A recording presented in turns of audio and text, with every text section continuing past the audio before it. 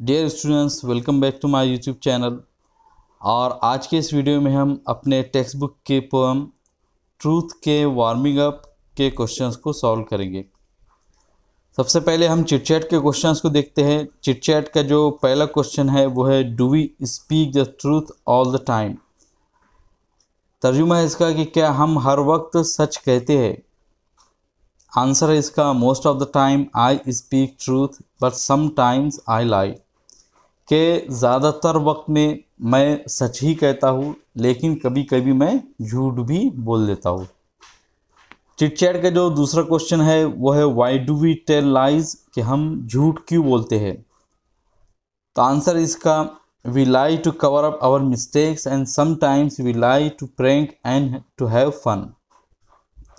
के हम झूठ अपनी गलतियों को छुपाने के लिए कहते हैं, और कभी कभी हम झूठ इसलिए भी बोलते हैं ताकि हम मजाक कर सकें और मज़ा ले सकें। प्रैंक कहते हैं कि किसी के साथ में कोई मजाक करना। थर्ड जो क्वेश्चन है वो है, how can words hurt someone, कि कैसे अल्फाज किसी को तकलीफ पहुंचा सकते हैं। आंसर इसका, our harsh and unkind words can hurt the others but they don't hurt physically but mentally. कि हमारे सख्त और बेरहमी के अल्फाज दूसरों को तकलीफ़ पहुंचा सकते हैं, लेकिन वो उन्हें जिस्मानी तौर पर तकलीफ़ नहीं पहुंचाते बल्कि जहनी तौर पर तकलीफ़ पहुंचाते हैं। फोर्थ क्वेश्चन है, why should we take care of using proper words while speaking. कि हमें बोलते वक्त प्रॉपर और ख़ास अल्फाजों के या मुनासिब अल्फाजों के इस्तेमाल करने के लिए क्यों मोहतात रहना चाहिए। आंसर इसका, our words can leave a permanent mark on others mind and hearts. कि जो हमारे अल्फाज होते हैं तो वो दूसरों के जहनों पर एक हमेशा रहने वाला निशान छोड़ सकते हैं। And our harsh and unkind words can break the old relationship. और ये कि हमारे जो सख्त और बेरहमी के अल्फाज हमारे पुराने ताल्लुकात को तोड़ सकते हैं। So we should take care of using proper words while speaking. तो इसीलिए हमें प्रॉपर वर्ड्स का इस्तेमाल करना चाहिए जबकि हम बात कर रहे हो। चिटचैट का फिफ्थ क्वेश्चन है, how do we break relationship, कि हम कैसे अपने रिलेशनशिप्स को या ताल्लुकात को तोड़ देते हैं। तो आंसर इसका, we can break the relationships by hurting others feeling. कि हम अपने रिलेशनशिप को या ताल्लुकात को कैसे तोड़ सकते हैं, दूसरों की फीलिंग एंड इमोशंस को चोट पहुंचाकर उनको ज़ख्मी कर कर। By using harsh rude and unkind words. अब वो कैसे तकलीफ पहुंचा सकते हैं हम, तो by using harsh rude and unkind word, सख्त, रूड और बेरहमी के अल्फाजों का इस्तेमाल करते हुए। अब फर्स्ट क्वेश्चन का ए है, write down 5 things that make you है वेरी हैप्पी। कि आपको 5 ऐसी चीज़ें लिखना है जो आपको बहुत ज़्यादा खुश कर देती है। अब यहाँ पे एक एग्जांपल दी गई है, for example our team wins the match, कि हमारी टीम मैच जीत जाती है। अब हम यहाँ पे अपनी तरफ से 5 ऐसी चीज़ें लिखेंगे जो हमको खुश कर देती है। यहाँ पे एग्जांपल में सिंपल प्रेजेंट टेंस का यूज़ किया गया है, इसलिए हम इसमें भी सिंपल प्रेजेंट टेंस का यूज़ करेंगे। फर्स्ट जो हमने सेंटेंस लिखा है वो है, my father buys a new watch for me. कि मेरे वालिद मेरे लिए नई घड़ी खरीदते हैं, तो ये मुझको बहुत खुश कर देता है। सेकंड है, I win a quiz contest, कि मैं एक क्विज़ कॉन्टेस्ट जीत जाता हूँ। थर्ड है, my friend gives me a gift, मेरा दोस्त या मेरी सहेली मुझको एक गिफ्ट देती है या देता है। फोर्थ है, I goes out on a trip with my family, कि मैं बाहर जाता हूँ एक ट्रिप पर अपनी फैमिली के साथ में।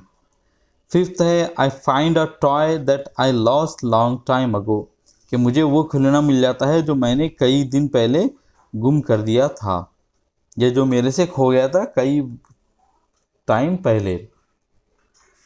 क्वेश्चन फर्स्ट के बी सेक्शन में हमको लिखना है, write down 5 things that are hard to forget because they had upset you greatly. कि आपको 5 ऐसी चीज़ें लिखना है कि जो बहुत मुश्किल है भूलना, because they had upset you greatly, क्योंकि उनकी वजह से आप बहुत ज़्यादा अपसेट हुए हैं। For example my best friend quarreled with me, कि मेरे दोस्त ने मेरे साथ झगड़ा किया, तो ये आपके लिए बहुत मुश्किल है भूलना। अब इसी मिसाल के तर्ज पर आपको 5 चीज़ें लिखना है। तो फर्स्ट है माई पेट डाइड, मेरा जो पालतू जानवर था वो मर गया। सेकंड है our team lost the match, कि हमारी टीम ने मैच हार दिया। थर्ड है my grandfather felt ill, मेरे जो दादा थे वो बीमार पड़ गए। फोर्थ है I lost the watch that my father gifted me, मैंने उस घड़ी को खो दिया जो मेरे फादर ने या मेरे वालिद ने मुझको गिफ्ट किया था। और फिफ्थ है I couldn't celebrate Eid with my family, कि मैं ईद अपनी फैमिली के साथ में सेलिब्रेट नहीं कर सका, मना नहीं सका। वार्मिंग अप का जो सेकंड क्वेश्चन है उसमें हमको राइम स्कीम के बारे में बताया जा रहा है। राइम स्कीम क्या होती है, तो यहाँ पे हम पहले इसको समझते हैं इस क्वेश्चन में, और उसके बाद में और अच्छे तरीके से समझने की कोशिश करेंगे। तो rhyme scheme is a pattern of lines that rhyme other line in the stanza of a poem, के राइम स्कीम लाइन की या नज़्म में आई हुई लाइंस की एक पैटर्न है जो नज़्म की दूसरी लाइन जो स्टेंजा में आई हुई है तो उनसे राइम करते हैं या उनके आवाज़ों के साथ में उनकी आवाज़ें मैच होती हैं। This pattern of rhyming words can be referred to by using letters of alphabet to indicate lines that rhyme. Rhyming words का ये पैटर्न अल्फ़ाबेट के ज़रिए उनकी निशानदही की जाती है, ये बताने के लिए कि ये एक दूसरे के साथ में राइम कर रहे हैं। यानी ये होता है कि अगर एक लाइन के आखिरी में कोई ऐसा वर्ड आ रहा है जो उसी स्टेंजा में आए हुए किसी दूसरे लाइन के आखिरी वर्ड से राइम कर रहा है, तो हम उन दोनों को बताने के लिए एक ही अल्फ़ाबेट या लेटर का इस्तेमाल करेंगे। For example in the first stanza of the poem the rhyme scheme is A B C B. Example के तौर पर, मिसाल के तौर पर, इस नज़म के पहले स्टेंजा की rhyme scheme A B C B है। अब इस बात को हम और अच्छे तरीके से समझने की कोशिश करेंगे। अब यहाँ पे हम इस पोएम के पहले स्टेंजा के ज़रिए राइम स्कीम को समझने की कोशिश करेंगे। यहाँ पे आप देख रहे हैं कि ये फर्स्ट स्टेंजा है और इसके हर लाइन के एंड पर कुछ लफ्ज़ आए हैं। जैसे पहली लाइन के एंड पर है बोन्स, दूसरी लाइन का जो आखिरी वर्ड है वो है मी,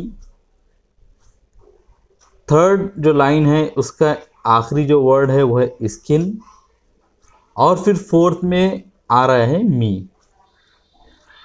बोन्स जो वर्ड है वो चूँकि लाइन या स्टेंजा की पहली लाइन है तो इसलिए हम इसको इंडिकेट करेंगे किससे, जैसे कि हमारे क्वेश्चन में बताया गया है ए से। ये हो गया ए। अब जो सेकंड लाइन है तो उसका जो आखिरी या एंड वर्ड है वो बोन्स से राइम नहीं करता है। बोन्स अलग है,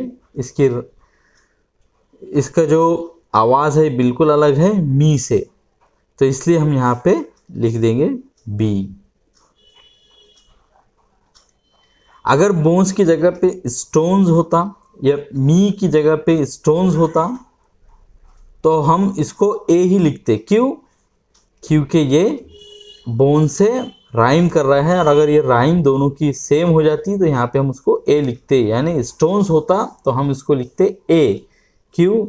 क्योंकि बोन्स और स्टोन्स दोनों एक दूसरे के साथ में राइम करते हैं, लेकिन बोन्स और मी एक दूसरे के साथ में राइम नहीं करते, इसलिए हमने बोन्स को लिखा ए, इसलिए कि ये फर्स्ट लाइन है स्टेंजा की, और मी में बी इसलिए लिखा इसलिए कि ये स्टेंजा की सेकंड लाइन है। अब जो थर्ड जो लाइन है उसमें हम देख रहे हैं कि स्किन वर्ड आ रहा है, एंड पे स्किन वर्ड आ रहा है जो ना बोन से राइम करता है ना मी से राइम करता है, इसलिए हमने इसको यहाँ पे लिखेंगे हम इसको सी, ए बी सी। अब यहाँ पे अगेन हम देख रहे हैं कि मी आ रहा है जो सेकंड लाइन के एंड वर्ड से बिल्कुल सेम है या उसी से राइम भी करता है, इसलिए हम इसको लिख देंगे यहाँ पे बी। दोबारा हम बी किस लिए लिख रहे हैं, क्योंकि सेकंड लाइन में जो एंड पर वर्ड आ रहा है वो और ये दोनों बिल्कुल एक ही तरह की आवाज़ आती है, ये इनके राइमिंग वर्ड्स है। ये यहाँ पे अगर सी होता, नी होता, तब भी हम इसको बी ही लिखते। क्यों? क्योंकि ये मी से ये दोनों वर्ड क्या हो रहे हैं, राइम करते हैं। तो इसलिए इसकी राइम स्कीम क्या बन गई, ए बी सी बी, यानी पोएम ट्रूथ के फर्स्ट स्टैंजा की राइम स्कीम होती है ए बी सी बी। तो ये इस तरह हम किसी भी स्टैंजा की राइम स्कीम को समझ सकते हैं। एक और मिसाल के ज़रिए हम उसको समझने की कोशिश करते हैं। जैसे एक नज़म है, बहुत मशहूर नज़म है, वो है twinkle twinkle little star how I wonder what you are. तो स्टार और आर, पहला जो लाइन है इस नज़्म का ट्विंकल ट्विंकल लिटिल स्टार, तो उसका जो एंड वर्ड है स्टार है, और सेकंड लाइन का जो एंड वर्ड है वो है आर। स्टार आर दोनों बिल्कुल एक दूसरे के साथ में राइम करते हैं, तो इसलिए आर हो जाएगा ए, स्टार हो जाएगा ए, और आर भी होगा ए। क्यों? क्योंकि ये दोनों एक दूसरे के साथ में बिल्कुल राइम करते हैं। तो इसी को हम कहते हैं राइम स्कीम, और इस तरह हम किसी भी पोएम के स्टैंजा की राइम स्कीम पता कर सकते हैं। मुझे उम्मीद है कि आप लोगों को समझ में आ गया होगा कि राइम स्कीम किसे कहते हैं। तो मुझे उम्मीद है कि आपको इस वार्मिंग अप के जो भी क्वेश्चंस आए हैं तो वो समझ में आ गए होंगे। वीडियो अच्छा लगा हो तो उसे लाइक ज़रूर करें, चैनल को सब्सक्राइब करें, और अगर कोई भी क्वेश्चन हो तो कमेंट सेक्शन में ज़रूर पूछें। मिलेंगे आपसे अगली वीडियो में। अस्सलाम वालेकुम।